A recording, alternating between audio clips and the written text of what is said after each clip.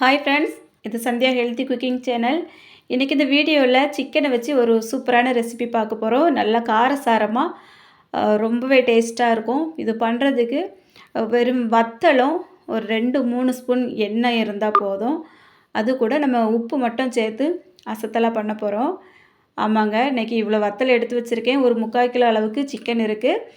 இது கூடால சேர்க்குறதுக்காக நான் ஒரு 20 வத்தல் எடுத்து வச்சுருக்கேன். இந்த வத்தலை தான் நம்ம 1 2 உடச்சி இந்த பாத்திரத்தில் எடுத்து வச்சுக்கிட போகிறோம். இது பார்த்திங்கன்னா நம்ம வீட்டில் அடிக்கடி செய்ய மாட்டோம். ஆனால் என் பையனுக்கு ரொம்ப பிடிச்ச ரெசிபி. ஏன்னா பசங்க எல்லாருமே சேர்ந்து அடிக்கடி இது வெளியில் செஞ்சு சாப்பிட்ருக்காங்க. ரொம்ப நல்லா இருக்குது அப்படின்னு சொல்லிட்டு இன்றைக்கி அவனும் நானும் தான் சேர்ந்து பண்ணிகிட்ருக்கோம். இப்போ ஸ்டவ் ஆன் பண்ணி கடாய் வச்சுருக்கேன். ஒரு 3 ஸ்பூன் அளவுக்கு மட்டும் எண்ணெய் விட்டுருக்கேன். ஒரு 25 mlக்கும் குறைவாக இருந்தாலே போதும். அதில் நம்ம பிச்சு வச்சுருக்க வத்தலை சேர்த்தாச்சு. வத்தல் நல்லா இந்த மாதிரி செவந்து வந்ததும் நான் என்னோடய திருப்திக்காக கொஞ்சமாக சோம்பு சேர்த்துருக்கேன். பையன் எதுவுமே போட வேண்டாம் அப்படின்னா, இருந்தாலும் எனக்கு கொஞ்சம் அந்த வாசம் வந்தால் நல்லாயிருக்கும் அப்படிங்கிறதுனால ஒரு 1/2 ஸ்பூன் அளவுக்கு சோம்பு சேர்த்துருக்கேன். இப்போ அதுவும் நல்லா பொரிஞ்சதும் க்ளீன் பண்ணி எடுத்து வச்சுருக்க சிக்கனை நல்லா தண்ணியை வடிச்சிட்டு இதில் சேர்த்தாச்சு. இதில் நம்ம இதுக்கு மேலே மசாலா எதுவுமே சேர்க்க போகிறதில்ல. 1 ஸ்பூன் அளவுக்கு உப்பு மட்டும் சேர்த்துக்கிட போகிறேன். உப்பு பத்தலைன்னா கடைசியில் கூட நம்ம கொஞ்சம் சேர்த்துடலாம். 1 ஸ்பூன் அளவுக்கு உப்பு சேர்த்துட்டேன். இது நல்லா கலந்து விட்டுட்டு மூடி போட்டு நம்ம வேக விட்டுறலாம். இது நம்ம மூடி போட்டு வச்சதுமே நல்லா தண்ணி ஊறி வரும். சிக்கனில் எப்போவுமே தண்ணி விட்டு வரும் பாருங்கள். அந்த தண்ணியிலேயே இது வெந்துடும். இப்போ மூடி போட்டு எடுத்து வச்சுக்கிட போகிறேன். இப்போ ஒரு 5 நிமிஷத்துக்கு அப்புறமா எப்படி இருக்குன்னு பார்க்கலாம் பாருங்கள். நல்லா தண்ணி பிரிஞ்சு வந்திருக்கு. இந்த சிக்கன் வேகிறதுக்கு 15லேருந்து 20 நிமிஷம் வரைக்கும் எடுத்துக்கும். சீக்கிரமாக வந்துடும். ஆனால் நம்ம இதுக்கு மேலே எந்த மசாலா எதுவுமே சேர்க்க வேண்டாம். இஞ்சி பூண்டு கூட சேர்க்கணுன்னு அவசியமே இல்லை. ஆனால் ரொம்ப டேஸ்ட்டாக இருந்தது.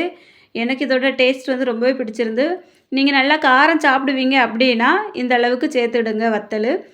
இல்லை கொஞ்சம் கம்மியாக இருந்தால் போதும் அப்படின்னா ஒரு 10லேருந்து 15 வத்தலுக்குள்ளே சேர்த்துடுங்க.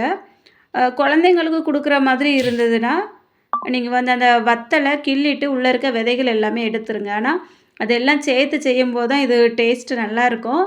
நான் அப்பப்போ மூடி போட்டு இதை கலந்து விட்டுட்டுருக்கேன். நல்லா தண்ணி ஊறி வந்திருக்கு பாருங்கள். இதில் மஞ்சள் தூள் எதுவுமே சேர்க்கல. அந்த வத்தலோட நிறம் மட்டும்தான் அந்த சிக்கனில் அப்படியே இறங்கிட்டு இப்போ ஓரளவுக்கு ரெடி ஆகிருக்கு. இன்னுமே கொஞ்சம் நேரம் நம்ம சிம்மில் போட்டு வச்சிடலாம். சிம்மில் இதுக்கப்புறமா நான் ஒரு 2-3 நிமிஷம் அப்படியே போட்டிருந்தேன். இப்போ பார்த்திங்கன்னா சிக்கன் நல்லா ரெடி ஆகிட்டு இப்போ நம்ம எடுத்து ஆற வச்சிட வேண்டியதுதான். ரொம்ப சூடோடு சாப்பிட முடியாது. இது என்னென்னா கொஞ்சம் காரமாக தான் இருக்கும். கொஞ்சம் ஆறுனதுக்கப்புறம் சாப்பிட்டிங்கன்னா நல்லாயிருக்கும்.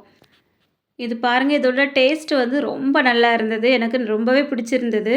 நம்ம நிறைய மசாலாக்கள் எல்லாமே சேர்த்து செய்கிறத விட இந்த மாதிரி செய்யும்போது ரொம்ப நல்லா இருந்தது. உரைப்பு எனக்கு எடுக்கக்கூடாது அப்படிங்கிறவங்க கொஞ்சம் உரைப்பை கம்மி பண்ணி சாப்பிடுங்க. ஓரளவுக்கு நல்லா இருக்கும். ஏன்னா அந்த கொஞ்சம் காரமாக இருந்தால் தான் இந்த சுக்கா ரொம்பவே டேஸ்ட்டாக இருக்கும். அதுவும் ஒரு காரணம் இருக்குது. அது மட்டும் இல்லாமல் பேச்சுலர்ஸாக இருக்கிறவங்களுக்கு நிறைய மசாலாக்கள் சேர்த்து செய்யாமல் இந்த மாதிரி செஞ்சிங்கனாலும் ரொம்பவே ஈஸியாக வேலை முடிஞ்சிடும். இந்த வீடியோவில் சிக்கன் சுக்கா எப்படி செய்யலான்னு பார்த்தோம். இந்த வீடியோ பிடிச்சிருந்தா அப்படியே ஒரு லைக் பண்ணிடுங்க. எப்படி இருந்ததுன்னு சொல்லி கமெண்ட் பண்ணுங்கள். நம்ம சேனலை சப்ஸ்கிரைப் பண்ணிவிட்டு பக்கத்தில் இருக்க பெல் பட்டனை ஆன் பண்ணிடுங்க. வீடியோ பொறுமையாக பார்த்த எல்லாருக்கும் ரொம்ப ரொம்ப நன்றி. வணக்கம்.